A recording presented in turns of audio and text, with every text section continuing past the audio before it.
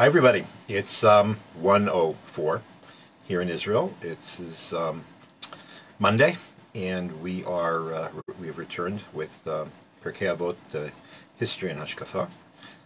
Last week, unfortunately, we did not have class, but today we will be continuing where we left off. Just before, you'll recall that just before Hanukkah, I devoted the whole class to the Hanukkah. So this is really a continuation of things that we started a while ago. So let's see, where are we? We are. Let me find my glasses. Here we are. We are in the third chapter of Pirkei Avot. We are discussing the. Just 1 second. We are discussing the 13th Mishnah. Let me try to remember. Hold on. Yes, we are discussing, the 13th Mishnah. We have finally reached the last line of the Mishnah, which had been a series of activities which were meant to preserve other activities. That's basically that was basically the idea. So you'll recall Rabbi Akiva was wanted to say that frivolousness leads to sin, and tradition, and we spent a lot of time talking about this. Tradition is a protective fence around the Torah.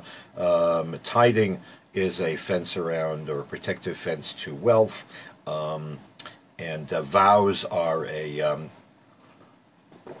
way of controlling one's urges. And the final one, the one we're going to talk about today, which is a subject we discussed already a couple of years ago when we were in the first chapter, Siag lechokhmah shtika. The best way to protect, best way to preserve, to encourage wisdom is silence. It's a funny thing. I going through the. I obviously didn't do everything, but going through the various discussions of these three words, it hit me, and I don't think I discussed this 2 years ago. And I'm not going back to go check it out now either. There is a fundamental difference of opinion, a fundamental sort of cleavage among the scholars as to how to interpret this, these words, as to the value of silence. When is keeping quiet to be suggested, or when is it recommended, and when is it to be actually to be condemned or to be objected to? Silence isn't always in place. So, for example, if a wrong is being committed, then of course silence isn't called for. On the contrary, the Torah says, "Lal tamal dal merecha." If your fellow human being is being attacked or in trouble, then you have to scream. You should don't just sit there quietly. Scream. Scream. Call for help. Try to get try to help the person. Try to get the person, if he's being attacked, to the attacker to go away. Whatever the case might be, there are some places where silence is absolutely contemptible. So, one of the great illnesses, moral illnesses of society has always been, I don't want to get involved, I don't want to get in trouble, whatever, somebody else will take care of it. Everybody has to take responsibility for everybody else. It's not just a matter of Kol Yisrael Arevim Zeh B'zeh, that everybody is, all Jews are responsible for each other. All human beings are responsible for each other. And if something is wrong, one has to talk. One should not just sit there and say somebody else will take care of it.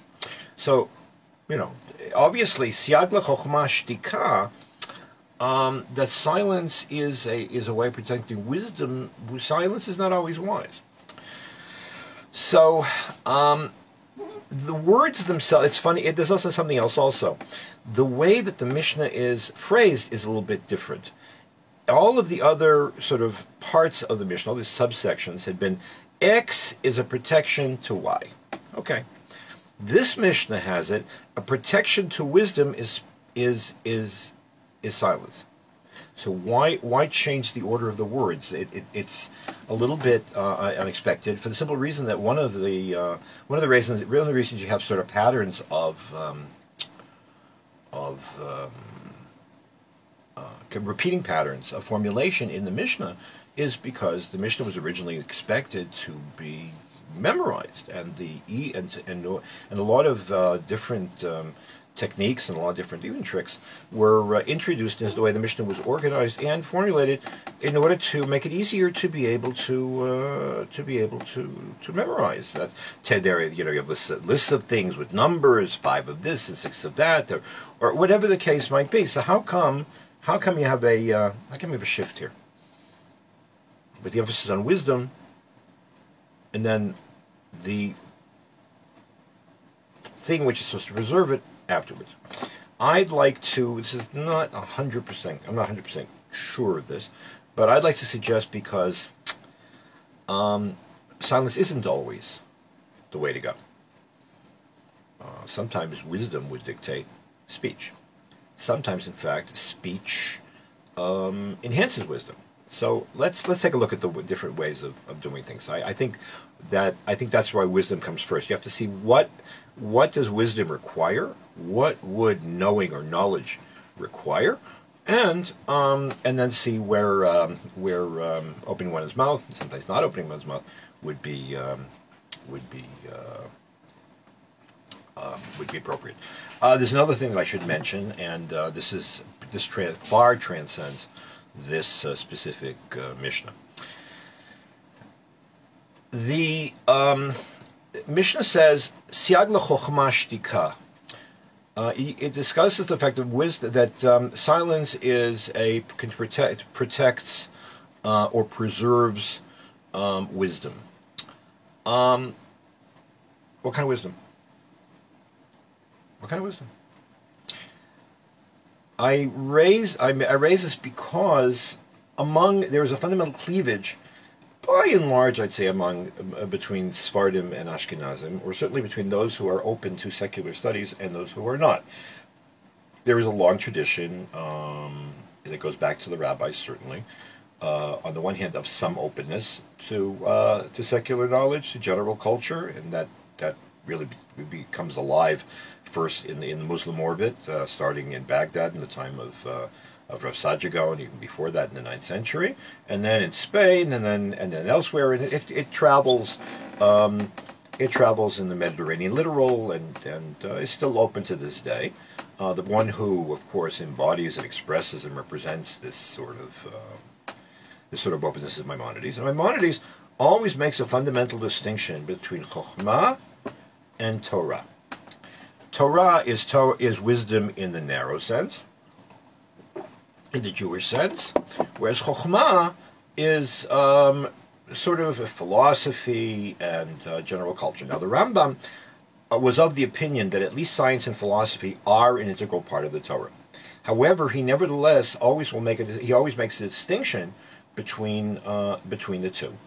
For the simple, or most of the time makes a distinction between the two, because when we say Torah, we generally mean Sifrei Kodesh, we're talking about Chumash and Tanakh and Mishnah and Gemara and so on. And Chokhmah is something which is it's another stage up. It's a higher stage or a different section of the world of Torah, which is clearly identifiable, and you can in fact do one without the other. Well, the Rambam would say, I think, that you can't do Chokhmah, you can't do wisdom, philosophy, and so on without having a strong, more narrowly defined Jewish education. In fact, he says it explicitly at the end of the 4th chapter of the Mishnah Torah. So Chokhmah and Torah are two distinct things, although each is equally legitimate, because, as I said, according to Maimonides, Chokhmah, philosophy, and all of the the so-called liberal arts, the 7 wisdoms, have always been intended to be part of Judaism. Contemporary philosophers, I don't think, would go that far. I know certainly Rav Soloveitchik did not. His position was that there is something as chokhmah, which is valuable, that comes from the outside world, and it comes from the outside world, and there one has to engage the outside culture, high culture, not low culture, high culture critically.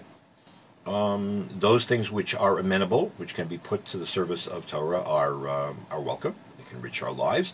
Rav Lichtenstein, that's how the Rosh Yeshiva, the late Rosh Yeshiva, the Rav Soloveitchik's son-in-law, and one of the founding Rosh Yeshiva of Yeshivat Har Etzion used to say that literature, for example, is an area in which fine literature. It's an area in which Judaism is, Jewish activity was underdeveloped, and there are things one can find there, especially in poetry and so on, that can certainly enhance us spiritually. But nevertheless, it is of secondary import. That to a significant degree is a sort of those who are open to the outside world. And believe in what you want to call it, Torah Madá, or so on, you certainly see the latter in the service of the former. You could say that Chokhmah, in this regard, as outside wisdom, general culture, is in an ancillary role to Torah in the more specific sense. And an anselos, or ansela, actually, is a maiden or a helpmate. So it's important, but not on the same level. Maimonides would not have accepted that definition. In any event, so that's one way of looking at Chokhmah. Ashkenazim, who are until the 19th century have been forever allergic to any kind of secular studies, and I have to put this in some kind of context. The wars that are going on, both in the United States and in Israel, over the inclusion of secular studies in the in the curriculum of certainly of the boys and even of some of the women.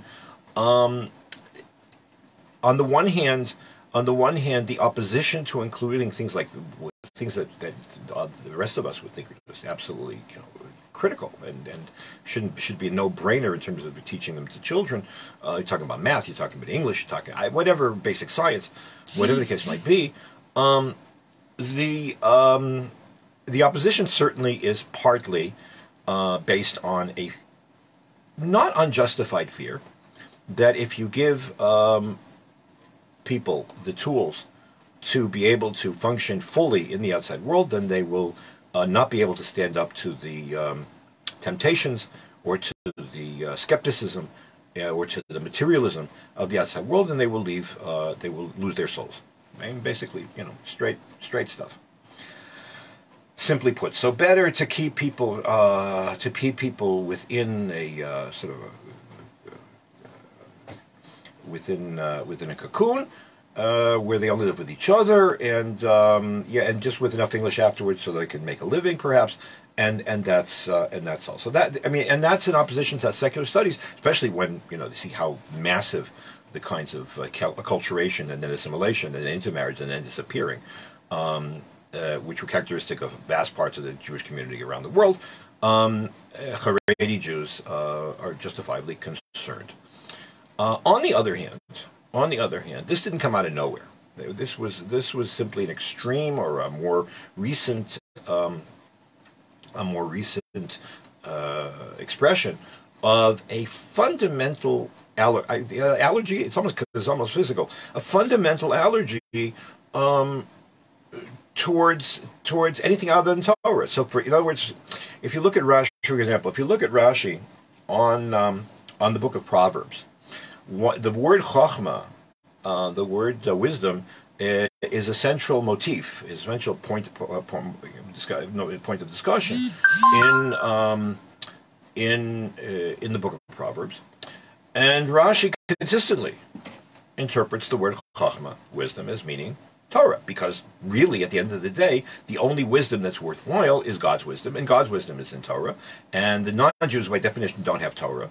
Chazal themselves, the rabbis themselves say, "Chochma b'goyim tamin, Torah b'goyim al tamin." If somebody says that there is wisdom among the nations, you can believe him. And if they say there's Torah among the nations, don't believe them. So yeah, that's what Chazal say. But still, the preeminent Chochmah, the wisdom par excellence, by definition, has got to be only Torah, and that's how Rashi interprets the word Torah. Also, don't forget that when Rashi wrote his commentary on Proverbs, there was a not just competition and not just tension and conflict between Christian civilization and Jewish civilization, but there was a sense of who's more important, who's more authentic. So obviously Rashi was going to only reinforce this sort of Ashkenazic predisposition, to have a very carefully circumscribed, a carefully defined curriculum in terms of that. So when we talk about Siag L'Chochma Shtika, that the fence around, or the protective fence around wisdom is silence, so you have to ask yourself, okay, first you have to define your terms. What is what is wisdom?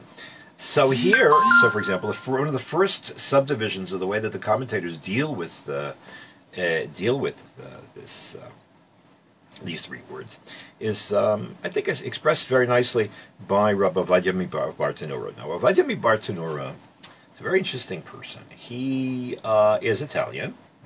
I can't talk about Italians, right? He is Italian.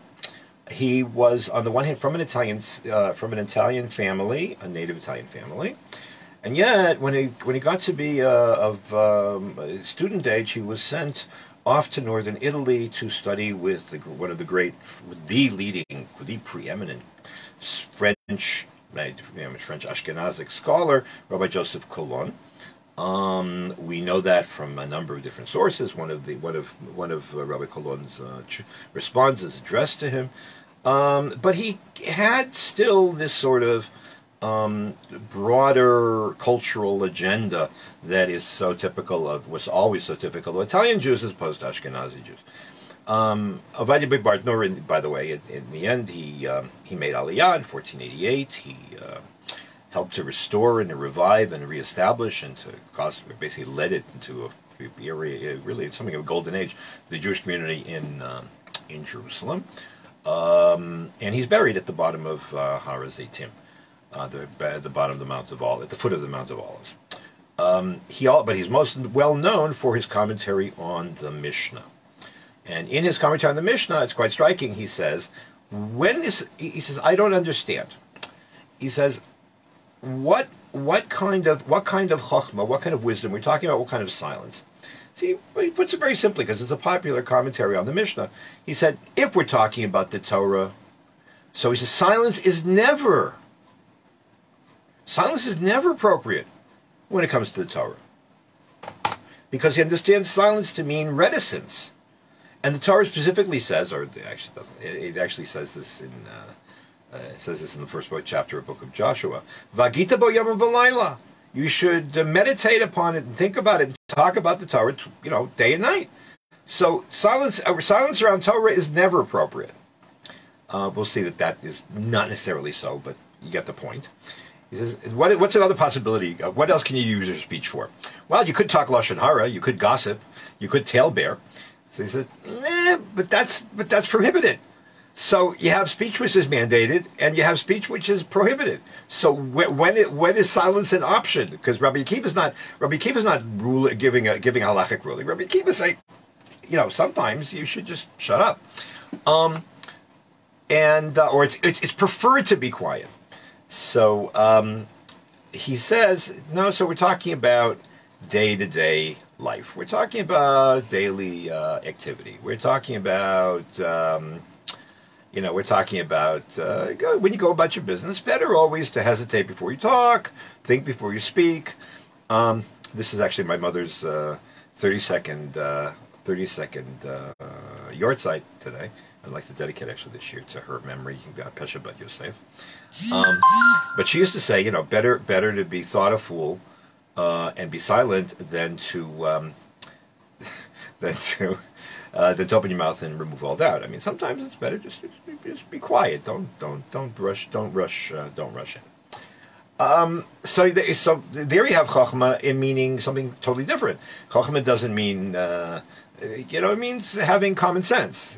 How do you get along with people? It's not really a formal discipline. In any event, so those are really three possibilities of what Chokhmah can mean, and what the relationship between Chokhmah, wisdom or Torah, and silence would be will depend on obviously how you define Chokhmah. Because what you're trying to defend is exactly what you have to. It will determine what your means of defense. So let's start. Let's start with one line of analysis, which pops up again. This is one of these transcendent discussions. In other words, the same kind of approach pops up in different ages and different places, which is really striking. There is a tendency on the part of academics, anyways, to assume that every single thing that was ever done is only a direct response to certain specific certain specific historical circumstances. However, if you take a long view, you often find out that the same things pop up in different contexts all the time. So maybe there are truths and mirror issues which transcend time and space and which are of eternal worth. And I think that's the more proper way to go. That doesn't mean that there's no that contemporary circumstances don't need an interpreter or a commentator to say something specific, but nevertheless there are things that are of eternal worth. Anyways, so one line of analysis has it this way: Siag lechokhmah shtika. This is Rabbeinu Yonah in the 13th century, the first cousin and in-law of Nachmanides, known as a pious, and this is a great Talmudist, but also was a very particularly pious individual. He says, you know what, I'm going to interpret, even though he comes from Spain, he comes from Gerona, he says, I want to interpret Chokhmah to mean Torah. So what does it mean, Siag lechokhmah shtika? If you want to become wise, you want to preserve wisdom, you want to acquire wisdom, you want to encompass wisdom, be quiet. So first of all, he says, what is the opposite of speech? It's not just the opposite. Not just the opposite of speech is silence. The opposite of speech is listen. Listen. In all educational circumstances, there's always a competitiveness, even at the highest, even at the lowest or the highest levels. There's this desire on the part of some. There'll all be those that'll hide behind their books, or their computers, or whatever the case might be. I'm always afraid that my students are playing, some kind of video game. That's why I don't walk around the Canada. I used to walk around. I used to walk around the classroom when I would teach, but I don't anymore because I really don't want to know what they're doing behind their screens, or what they're writing on their phones. I'd rather be blissfully ignorant. Anyways, or ignorance is bliss. But the first thing to do is there were always students, there are always people that want to show off. Someone says, give me a class. Well, I'm going to show that I know better. I'm going to try to show that I'm smarter than the teacher, or to show that I know exactly what he's talking about, or whatever. Or I think I see something wrong with what he says, and I jump in. There are always people like that. And Rabbeinu Yonah says, whoa, give the teacher some credit. Let's assume that he prepared. Let's assume that he's not a teacher, by accident. Let's assume that he knows something. Let's assume he's trying to develop an idea. So the first thing to do, if you really want to become wise, listen. And listen respectfully. And try to understand what he's trying to say. There will be time later for you to open your mouth and ask a question, whether it's a challenge, whether it's whatever, but at least be respectful and be quiet. Deference, respect, and and a willingness to be able to open up and learn are critical parts of education. Unfortunately, in the internet world, when everything runs on adrenaline, that is often those characteristics are often far too quickly sacrificed. But listen, be quiet, defer, and then once you've weighed what got said, then give a meaningful and a reasonable response. In other words, questions, lo abaishan lamed, as Shammai had said, that somebody who is overly shy will never learn, because if they have a question, they won't be able to function. I mean, they won't get what's being said. On the other hand, even when you ask the question, here Rabbeinu Yonah goes on, he says, shtika does not just mean be silent. Shtika also can mean, and this is not unrelated, be respectful of language. Those people learning Daf Yomi, especially the last few days, are aware of the fact that the entire tractate is all about the power of language and about precision of language and what do people mean. And if people speak sloppily, how can we make sense of what they're trying to say? Because what you say has implications for you, for yourself, for other people. And there is an assumption that every single word has to be valued, has to be tremendously valued. So similarly, when time does come to speak, not silence is called for, but certainly think. Be quiet before you speak. Think. Measure your words. Try to get across your message with as few words as possible. Try to be precise, as I said, and because words are basically the creation of God, by which God created the world.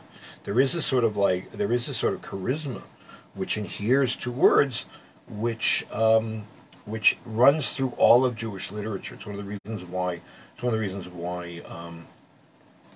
When you read a rabbinic text or a biblical text, it's expected, it's understood that one should sit there and think very carefully what are all the implications of every single word, because every single word was put down. It's written under divine inspiration. Obviously, that's true, but it's true even of human beings when they write.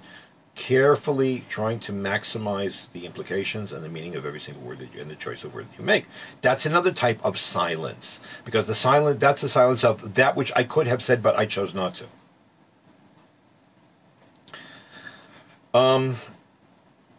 Obviously, that also means restraint. We'll stop with this today. We'll talk a little bit more about this next week. That also means restraint, meaning if you think before you speak, then you won't let adrenaline drive you, and you won't act as if you're on Twitter. I'm being very serious in terms of being abusive. If you get overly excited about your own idea and you hadn't listened, then you're going to find yourself looking stupid also, but you also may end up being disrespectful. Disrespect is also forbidden. That's a form of the kind of funny form of Lashon Hara. So there are many different types of silence. There's a silence of deference. There's a silence of listening. There's the silence of measuring what one says before one speaks. And we will discuss some other forms, hopefully next week. In the meantime, have a great week, and we will see you next Monday. Bye.